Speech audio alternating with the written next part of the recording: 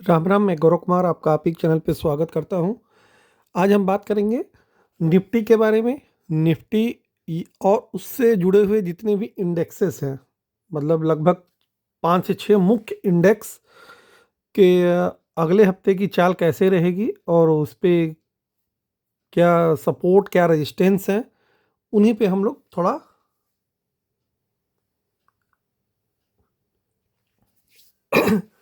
पहले भी मार्केट पे ऑलरेडी मैं व्यू वीकली वाइज दे देता हूं, जो कि लगभग वीकली ही नहीं है, वो तो लगता है मंथली ईयरली तक के लिए लगभग वैलिड रहते हैं। जो लोग पहले से जुड़े हैं उनके लिए तो बहुत ज़्यादा समस्याएं नहीं हैं, दिक्कत नहीं है। जो लोग बाद के जुड़े हैं या जो लोग पहली बार देखते उन्हें हो सकता है थोड़ा समझने में मतलब नया लगे। बट यदि आप एक बार दो बार यदि पुराने वाले वीडियो से तुलना करेंगे तब आपको ये समझ में आएगा कि जो चीज़ें बताई जाती हैं वो लगभग कितनी सही होती हैं या कितनी गलत। तो जब तक आप 2-3 सप्ताह के या 2-3 वीडियोस नहीं देखेंगे तब तक एक वीडियोस देख करके आप किसी भी स्तर पे नहीं पहुंच सकते हैं। अगले हफ्ते बहुत सारी वर्ल्ड स्तर पे घटनाएं भी घटने वाली हैं। घटनाएं का मतलब ये जैसे आरबीआई पॉलिसीज आएगी, उसके बाद अमेरिका के इकोनॉमिक्स डाटा आएंगे, उधर युद्ध युद्ध वाली मैटर चली रही है। तब तक महाराष्ट्र में नए सीएम का ऐलान भी हो सकता है, हो जाए कौन बनेगा भाई वो अलग बात है, सभी लोग अपना अपना बता रहे हैं कि ये बनेंगे वो बनेंगे।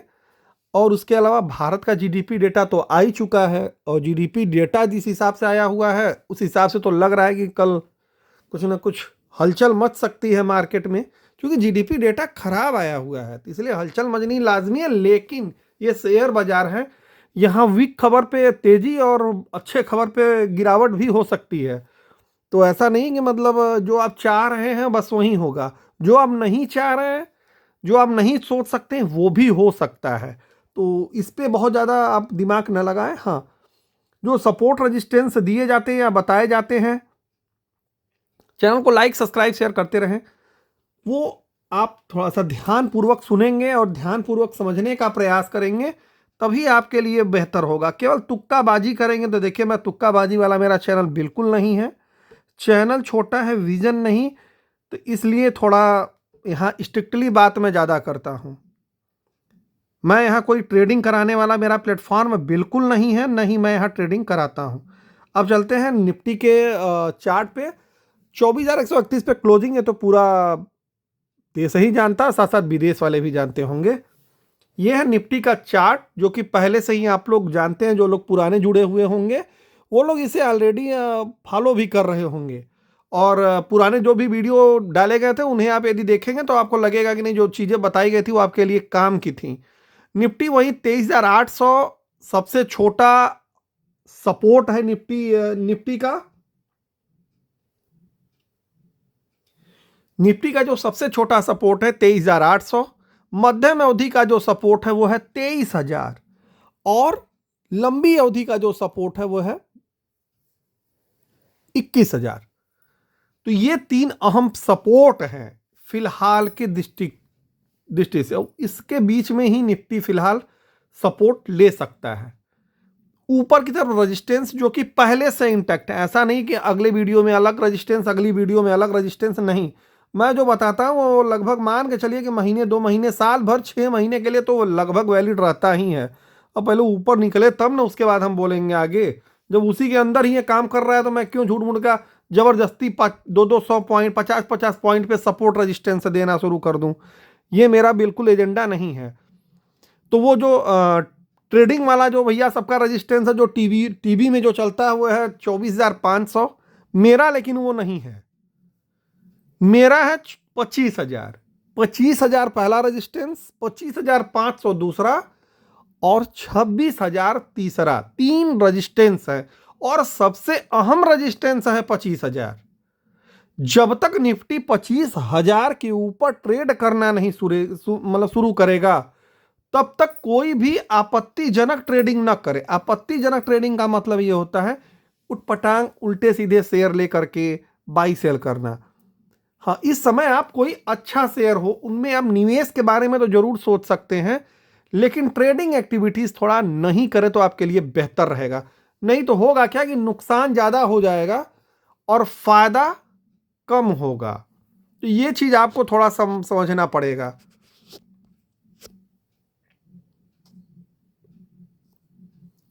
ठीक है, तो 25,000 पहला रजिस्टेंस, 25,500 दूसरा और 26,000 तीसरा रजिस्टेंस। ये तीन अहम रजिस्टेंस है। उसमें सबसे इंपॉर्टेंट रजिस्टेंस 25,000 का है। टीवी इत्यादि में और अन्य सारे चैनलों और अन्य सारे जगहों पे 24,500 है। 24,500 का स्तर ये जो है सबसे वीक रजिस्टेंस है। उससे कुछ बहुत मतलब हासिल होने वाला नहीं है। वो टच तो कभी भी कर सकता है, कई बार कर चुका है।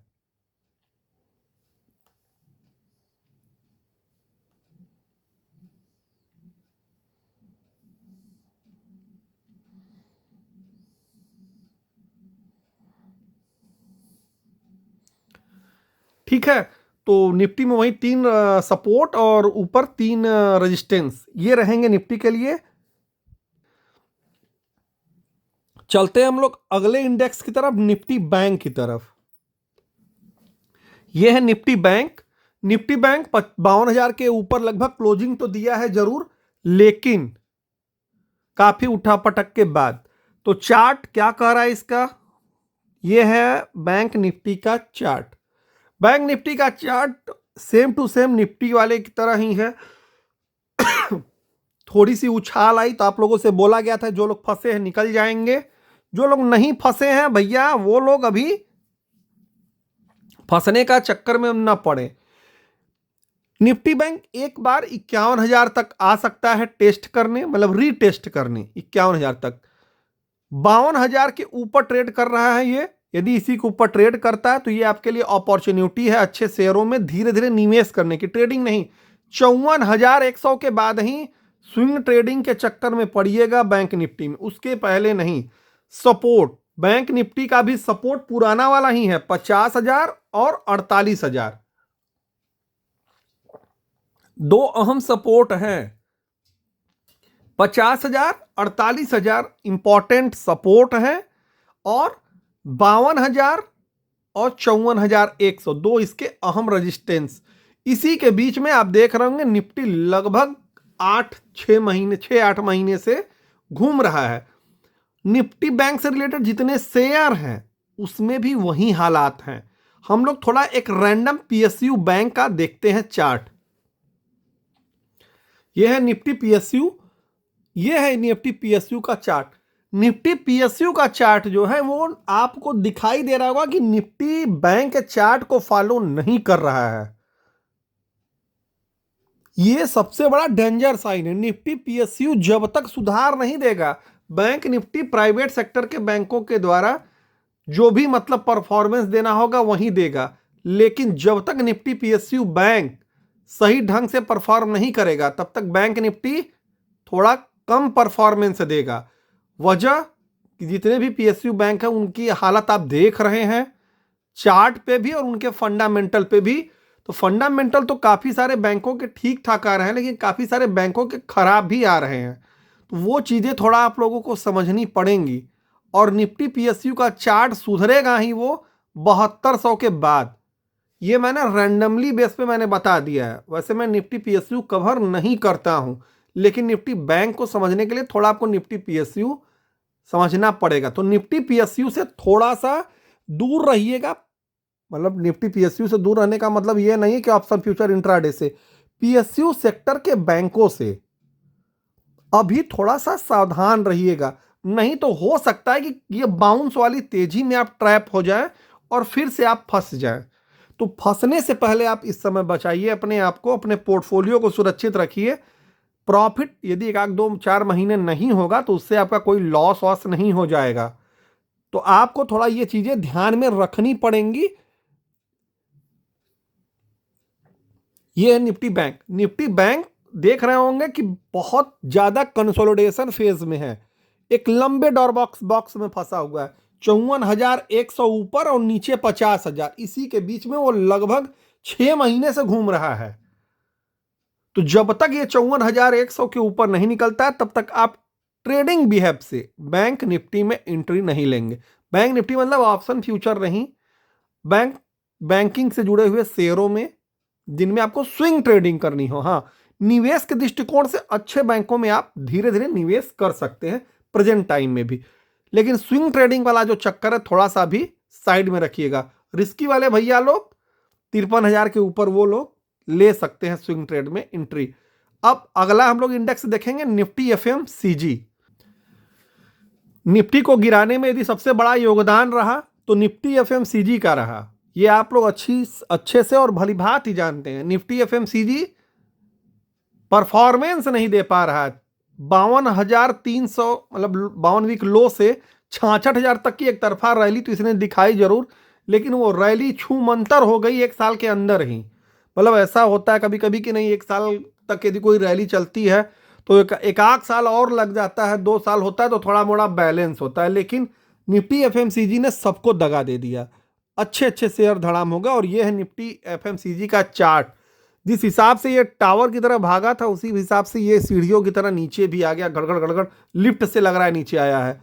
तो इसमें भी जो रजिस्टेंस है वो है 58,000 का सबसे हल्का रजिस्टेंस, और असली वाला जो रजिस्टेंस है वो है 60,000 का।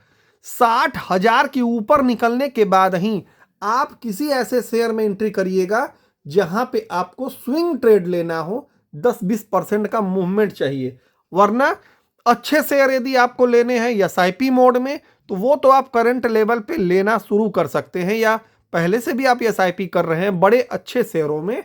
ध्यान से बिटवीन अंडर द लाइन को याद रखिएगा क्योंकि वो इंपॉर्टेंट है। तो आप लोग थोड़ा सा इस बात का ध्यान रखें कि निफ्टी एफएमसीजी में अभी एग्रेसिव बाइंग ना करें। निफ्टी एफएमसीजी कहने का मतलब होता है कि एफएमसीजी सेक्टर से जुड़े हुए शेयरों में, क्योंकि अब भाई उतना लंबा वर्ड बोलना बार बार अच्छा नहीं लगता और थोड़ा संभव भी नहीं है। और हाँ, निफ्टी एफएमसीजी एक बार और लगभग 57,000 के लेवल को टेस्ट कर सकता है एक बार और। चैनल को लाइक सब्सक्राइब शेयर करते रहिएगा। टेलीग्राम भाई सभी लोग ज्वाइन कर लीजिएगा, और जिन्हें मेंबरशिप लेना होगा उन लोग मेंबरशिप ले लेंगे, ठीक है। तो ये 57,000 के लेवल को एक बार और टेस्ट कर सकता है। इसमें जो तेजी बननी शुरू होगी वो होगी 60,000 के बाद। 2 रजिस्टेंस वहीं 58,000 और 60,000 के हैं निफ्टी एफएमसीजी में। और सपोर्ट जो है इसका वो है एक छोटा सा सपोर्ट जो है वो है 55,500, 55,000, और असली वाला जो सपोर्ट है, जो बड़ा सपोर्ट जिसे कहा जाता है वो है 52,250। ये 3 इसके सपोर्ट है। ऊपर रजिस्टेंस 2 है। 2 रजिस्टेंस के ऊपर यदि ये ट्रेड करना शुरू करता है तो आप समझ सकते हैं कि यहां से ट्रेंड्स रिवर्सल माना जाएगा निफ्टी एफएमसीजी का। निफ्टी को गिराने में यदि सबसे बड़ा योगदान किसी का था या है तो वो है निफ्टी एफएमसीजी का। नहीं तो निफ्टी इतना नहीं गिरता जितना निफ्टी गिर गया है। वो चीज आप लोग पहले से देख रहे होंगे, और जो लोग चैनल पे पहले से जुड़े हुए होंगे उनको ये चीज पहले से मालूम थी। प्रॉफिट बुकिंग के लिए आप लोग को अगस्त सितंबर महीने में ही इंडिकेशन दिया गया था। जो लोग बुक किए होंगे वो तो ठीक है, और जो लोग भाई नेता बने होंगे भाई उनके लिए कोई योजना नहीं है। अगला हम लोग देखेंगे निफ्टी ऑटो। निफ्टी ऑटो 23,368 पे क्लोजिंग दिया है 1% की बढ़त के साथ। 17,000 से 27,696 की तगड़ी रैली देखने को मिली थी। बाद में इसमें उतना ही तगड़ा करेक्शन आया। एफएमसीजी के बाद यदि कोई शेयर लोढ़ा है तो वो है Nifty auto sector. Auto sector बिल्कुल धड़धड़ धड़धड़ गिरते हुए चला आया था लगभग 22,000 के आसपास। बाद में उसमें एक अचानक से शार्प रैली हुई, लेकिन फिर से ट्रैप किया गया और नीचे। यदि यह लोअर लो लोअर हाई वाले पैटर्न में आ गया तो यह डेंजर साइन है। हो सकता है कि ऑटो नंबर्स जो आए हैं थोड़े ठीक ठाक आए हैं, उसकी वजह से निफ्टी ऑटो थोड़ा मूवमेंट दे अच्छे तरीके से। और यदि ये 25,000 के ऊपर निकलने में कामयाब हो जाता है तब तो जान लीजिए कि ट्रेंड रिवर्सल हो गया, और नहीं होता है तो जान लीजिए कि अभी भी वीकनेस है। तो निफ्टी ऑटो में 2 रजिस्टेंस है, 24,100 और 25,000। ये 2 रजिस्टेंस है। इन 2 रजिस्टेंस के ऊपर निकलने के बाद ही, मतलब 24,100 के ऊपर निकलता है तो आप लोग उल्टा सीधा ट्रेड मत लीजिएगा, मतलब घबरा करके ट्रेडिंग मत करिएगा। ट्रेडिंग एक्टिविटीज से दूर रहिएगा। वही लोग ट्रेडिंग करेंगे जो थोड़े रिस्क मैनेज कर लेते हो। जो कम रिस्क मैनेज कर पाते, जो थोड़ा डरपोक टाइप के लोग हैं, वो लोग ट्रेडिंग नहीं करेंगे किसी भी शेयर्स में। ऑप्शन फ्यूचर इंट्राडे की मैं बात नहीं कर रहा हूं। 5 से 10% का जो स्विंग होता उसे नहीं पकड़ेंगे रिस्की लोग, जो कम रिस्क लेना चाहते। हाँ, 25,000 के ऊपर निकलता है तो जो थोड़े बेचारे डरपोक टाइप के लोग हैं वो लोग आराम से एंट्री करेंगे, तो उनके लिए थोड़ा प्रॉफिट मिल सकता है और उनकी सुरक्षा ज्यादा रहेगी। नीचे के लिए सपोर्ट जो है 23,100 और 22,000, ये दो इसके नीचे सपोर्ट हैं छोटे अवधि के, और बड़े अवधि का जो सपोर्ट है वो है 21,000। 21,000 के नीचे यदि जाता है तो स्थितियां भयावह हो जाएंगी, और ये आपको पिछले 3-4 वीडियो से बताया जा रहा है जो सबके लिए है। और बाकी जो पुराने लोग हैं वो लोग तो पहले से ही खुद ही जानबूझ के यदि गलतियां करते हो तो भाई उनके लिए मैं कुछ नहीं कर सकता हूं। अगला है निफ्टी आईटी। ये है निफ्टी आईटी का चार्ट। 43,146 के आसपास की क्लोजिंग है, 43,468 का हाई, 44,330 का ऑलरेडी एक बार हाई बना चुका है, मतलब अभी हाल फिलहाल में ही बनाया था, लेकिन वो सब रेजिस्टेंस वो सही ढंग से तोड़ नहीं पाया। यहां से आप देख रहे होंगे फिर से डाउन ट्रेंड में आ गया है। बट निफ्टी आईटी का जो चार्ट है वो अन्य किसी भी इंडेक्स के चार्ट से मजबूत है अभी तक, आज तक, जिस दिन मैं वीडियो बना रहा हूं। अब भैया कल से क्या हो जाएगा कोई जानता ही नहीं है, बट निफ्टी आईटी का चार्ट मजबूत है। 43,000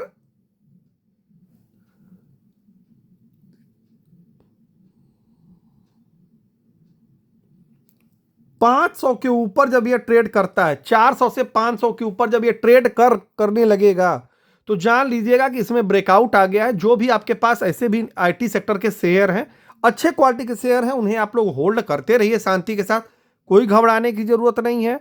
निफ्टी आईटी के शेयर नहीं है, थोड़ी थोड़ी आप लंबे समय के लिए बाइंग करना है तभी लीजिएगा। यदि प्रॉफिट बुकिंग आई है तो हो सकता है आपका भी शेयर गिर जाए।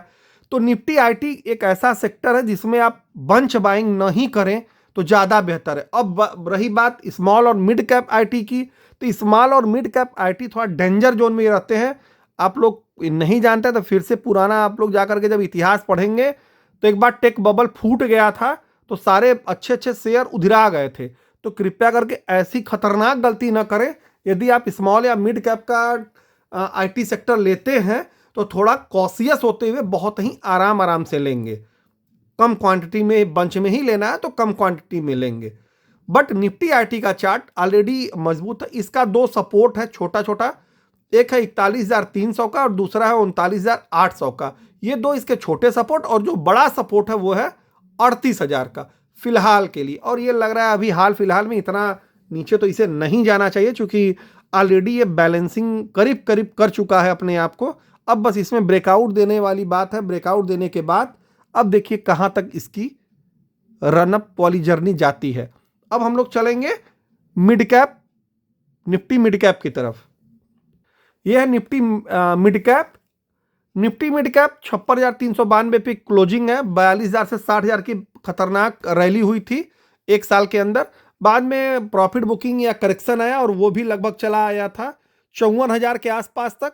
अब इसमें ट्रेंड्स रिवर्सल देखने को मिल रहा है, लेकिन एक बार ये और 54,900 800 के आसपास तक आ सकता है निफ्टी मिड कैप। ये बात याद रखिएगा। निफ्टी मिड कैप में जो रिवर्सल है वो लगभग 57,600 के बाद ही होगा। 57,600 का लेवल याद रख लीजिएगा। पुराने भी वीडियोस जो भी हैं या लाइव सेशन उसमें भी आप लोग को ये बताया गया है 57,600 के बाद ही जब ये निकलेगा तभी इसमें ट्रेंड रिवर्सल माना जाएगा।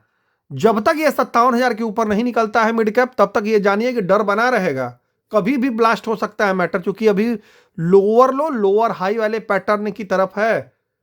तो जब तक 57,600 के ऊपर नहीं निकलता है निफ्टी मिड कैप, जान लीजिएगा कि रिस्क रिवार्ड आपके फेवर में कम है।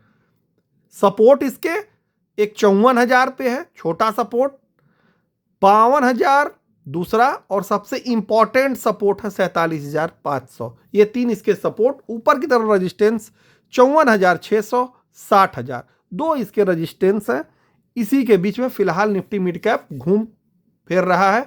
तो ये लेवल आप लोग याद रखें, उसी के अकॉर्डिंग निफ्टी मिड कैप से रिलेटेड किसी भी शेयर में पोजीशन बनाने के बारे में विचार करें। आखिरी रहेगा निफ्टी मेटल। ये है निफ्टी मेटल, 9000 के ऊपर की क्लोजिंग है और इसका एक सपोर्ट और रेजिस्टेंस दोनों वही 9000 ही था। एक इंपॉर्टेंट सपोर्ट और एक छोटा सा रेजिस्टेंस। इसका जो नीचे का सपोर्ट है वो है 8600 और 8400, दो इसके इंपॉर्टेंट सपोर्ट है नीचे के। ऊपर के जो रेजिस्टेंस है वो है 9400, 9600 और 10000। ये तीन इसके रेजिस्टेंस है। एंट्री पॉइंट कहाँ है, मतलब एंट्री कब लेना है? एंट्री जब भी लेना है सोच विचार करके लेना है। 9400 के बाद रिस्की लोग घुसेंगे जो थोड़े रिस्क ले सकते हैं।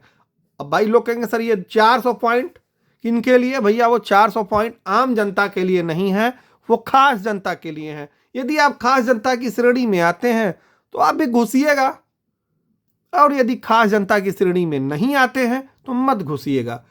9400 के बाद आम जनता में जो वीआईपी लोग हैं वो लोग घुस सकते हैं। ठीक है, समझने वाले समझ सकते हैं, ना समझने वाले भैया मैं उनको क्या समझा सकता हूं। और जो एकदम आम जनता है कि नहीं हम तो सर एकदम आम ही हैं, तो वो लोग 9600 के बाद एंट्री करेंगे। ठीक है, तभी आपको थोड़ा मुनाफा मिलेगा और रिस्क आपके फेवर में रहेगा। तो ये रहा ओवरऑल, मतलब आपके लिए निफ्टी से लेकर के 5-6 जो भी है निफ्टी के इंडेक्स उस पर मैंने व्यू दे दिया। और आखिरी मैं ले लेता हूं निफ्टी एनर्जी का। निफ्टी एनर्जी में थोड़ी हलचल मची है। 28000 से 45000 तक का ये जो सफर तय किया, उसके बाद इसमें भी गिरावट आई। निफ्टी में गिरावट के साथ साथ 37,481 पे क्लोजिंग है 1.25% की तेजी के साथ। यह है निफ्टी एनर्जी का चार्ट। बिल्कुल फुल्ली डाउन ट्रेंड था, बट ये थोड़ा रिकवरी दिखाई दे रहा है, बट ये रिकवरी है नहीं। निफ्टी एनर्जी में कोई भी, बहुत लोग इस समय देख रहे हैं, बहुत सारे जो पावर इनके आगे लगा है ना, कृपया करके बहुत ज्यादा पावर इकट्ठा करने के चक्कर में अपना पावर लॉस न करें। थोड़ा धैर्य रखें। आपके पास है तो रखे रहिए, वो अच्छे शेयर हैं, लेकिन अच्छे शेयर होने का मतलब ये नहीं कि पूरा गर्दन तक भर लें। यदि आपको बहुत अच्छा मिठाई दे दिया जाए तो क्या काजू किशमिश को आप भर लेंगे गर्दन तक? तो वो फायदा करेगा और आपका नुकसान ही कर देगा। काजू बादाम यदि है, पिस्ता है, तो उसको भी लिमिटेशन में खाएंगे तब फायदा करेगा। तो यदि आपके पास लिमिटेशन में है तो शांति के साथ ले करके बैठे रहिए। ऐसा ना हो कि आप भर लिए पूरा गर्दन तक, तो वो आपके लिए नुकसानदायक सिद्ध हो जाएगा। 40,000 के बाद जब तक यह 40,000 के ऊपर नहीं निकलता है निफ्टी एनर्जी, तब तक ट्रेंड रिवर्सल नहीं है। इतना याद रख लीजिए। इसके बीच में जिन्हें 38 से 40 के बीच में थोड़ा मोड़ा स्विंग ट्रेड लेना हो तो रिस्की वाले भैया लोग ले सकते हैं। नॉन रिस्की वाले लोग नहीं, जो बस लिए सर अब मैं फंस गया, उनके लिए नहीं। जो प्रॉपर स्टॉप लॉस के साथ स्विंग ट्रेड लेना चाहते हैं वो लोग निफ्टी एनर्जी से जुड़े हुए जो भी शेयर हैं उनमें से किसी एक या दो शेयर में अपनी पोजीशन अपने फाइनेंशियल एडवाइजर से समझ करके बना सकते हैं। 38,000 के ऊपर निकलने पे, लेकिन करंट लेवल पे नहीं, 38,000 के ऊपर निकलने के बाद वो अपनी पोजीशन बना सकते हैं प्रॉपर स्टॉप लॉस के साथ 40,000 के टारगेट के लिए। बट रिस्क जो कम लेना चाहते हैं, रिवार्ड थोड़ा आराम से लेना चाहते हैं, वो लोग 40,000 के पहले एंट्री नहीं करेंगे। पूछ करके समझ करके भले से 2-4 दिन के बाद बाई करिए, 2 महीने के बाद बाई करिएगा। हो सकता है कि ये 34,000 के नीचे चला जाए, तब क्या करेंगे? तो उसके अकॉर्डिंग फिर वीडियो आएगा। आज के परिदृश्य के आधार पर यह वीडियो बताया जा रहा है। सपोर्ट इसका क्या है? 36,000 और 34,000, ये दो इसके सपोर्ट। ऊपर का रेजिस्टेंस एकमात्र है 40,000 और उससे थोड़ा सा ऊपर जाएंगे तो 42,000, दो इसके रेजिस्टेंस है। ट्रेंड रिवर्सल माना जाएगा 40,000 के ऊपर। जब तक 40,000 के ऊपर निफ्टी एनर्जी नहीं जाता है, ट्रेंड रिवर्सल नहीं माना जाएगा। तो आज के लिए, अभी के लिए इतना ही निफ्टी और बैंक निफ्टी और इससे जुड़े हुए शेयरों पे आउटलुक। बाकी आप लोग चैनल को लाइक सब्सक्राइब शेयर करते रहिएगा। कोई दिक्कत परेशानी हो तो लाइव सेशन में पूछिए, टेलीग्राम पे पूछिए, कमेंट सेक्शन में पूछिए। धन्यवाद। राम राम।